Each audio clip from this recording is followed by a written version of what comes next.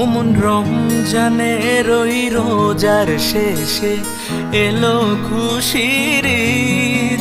তুই আপনাকে আজ বিলিয়ে দে শোন আসমানি তাগিদ।